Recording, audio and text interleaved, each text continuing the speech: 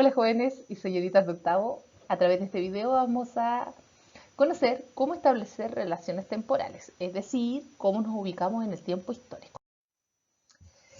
El tiempo histórico, para estudiarlo, para entender y comprender cómo se sitúan los hechos históricos en una línea de tiempo, debemos entender el concepto de simultaneidad, sucesión y duración.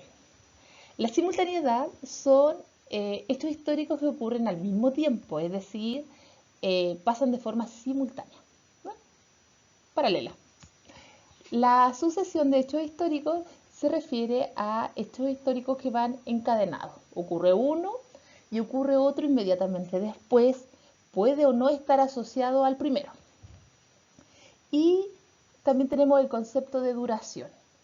Es el impacto que tiene un hecho histórico. Un hecho histórico, según su duración, va a ser clasificado en tres tiempos. Pero antes vamos a ver un ejemplo de los tres conceptos: simultaneidad, sucesión y duración. Observa esta línea de tiempo. Es una línea de tiempo que está en paralelo. Tenemos en la parte superior la historia universal y en la parte de abajo tenemos la historia de Bolivia, si no me equivoco. Pero eso, Perú.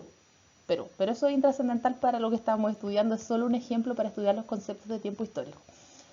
Vemos en esta línea de tiempo que en primer lugar hay dos hechos que se dan de forma simultánea.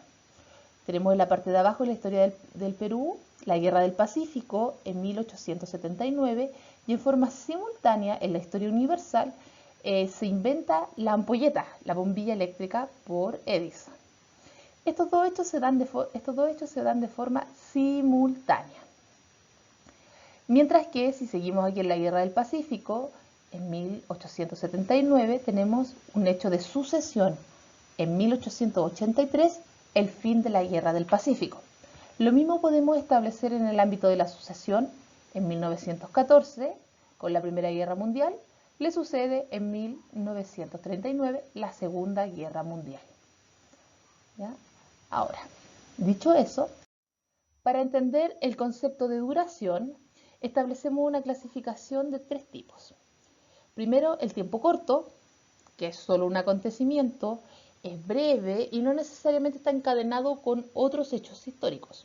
Aquí puse como primer ejemplo, algo contemporáneo, la caída de las Torres Gemelas. Es un hecho histórico que no necesariamente está ligado con otros, pero sí es de duración corta. Es uno solo y es breve. Luego tenemos el tiempo medio, que son procesos más largos, más duraderos, que están asociados a algunas consecuencias, a algunos cambios. Pero estos cambios tampoco son profundos, sino que más bien desencadenan otros que son más profundos. Acá tenemos el ejemplo de las cruzadas. Nosotros hemos estudiado que las cruzadas generan consecuencias en el ordenamiento del mundo feudal, ¿ya? Y genera que el señor feudal entre en desgracia, ¿cierto? Y potencie, ¿cierto?, la figura del rey. Ahí tenemos un hecho histórico que es de corto, no es de corta duración, pero sí tiene consecuencias. Y finalmente tenemos el tiempo de larga duración, que son hechos vinculados a grandes estructuras, permanecen por mucho tiempo sin variaciones. Y en este caso yo puse la imagen aquí del Imperio Romano. ¿Ya? El Imperio Romano es una estructura compleja de organización que estudiamos el año pasado. Entonces, dicho lo anterior, esta es la tabla de análisis que yo le propongo para establecer relaciones temporales. Tomé lo que aparece en su libro y lo ordené en una tabla para que pueda desarrollar la actividad. ¿Ya? Ordené todo lo que le piden y aquí usted coloca la respuesta. Este cuadro es el que se tiene que hacer en el cuaderno. Anoto el hecho histórico, yo ya lo puse, viajes de exploración de los europeos, el marco temporal, es decir, el tiempo, la cronología. Esto lo vemos en la página 38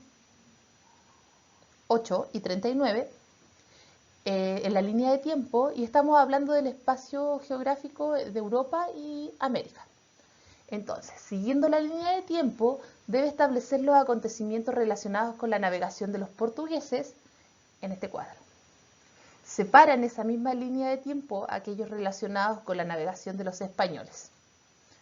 Viendo la línea de tiempo, establece que hechos históricos se dan de forma simultánea cuales se suceden directamente el uno con el otro, establece aquellos hechos. Para hacer simultaneidad, sucesión, tiempo corto, medio y largo, debe leer las páginas o ver nuevamente el video donde yo hago la lectura guiada. Página 38, 39, 40 y 41. Ahí yo establezco, mirando los mapas, junto con la línea de tiempo, aquellos hechos que son de forma simultánea, los que son de sucesión. Tiempo corto, tiempo medio y tiempo largo. Y la conclusión que le pide el libro, el texto que usted establezca es la siguiente: ¿qué relación temporal, es decir, en el tiempo, existió entre las navegaciones portuguesas y españolas?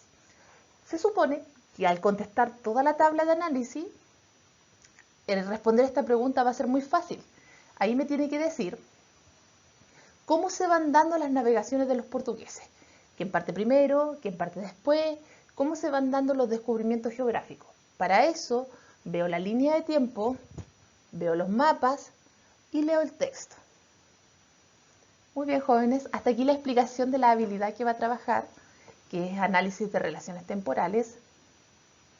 ¿Ya? Ahora, manos a la obra, a trabajar.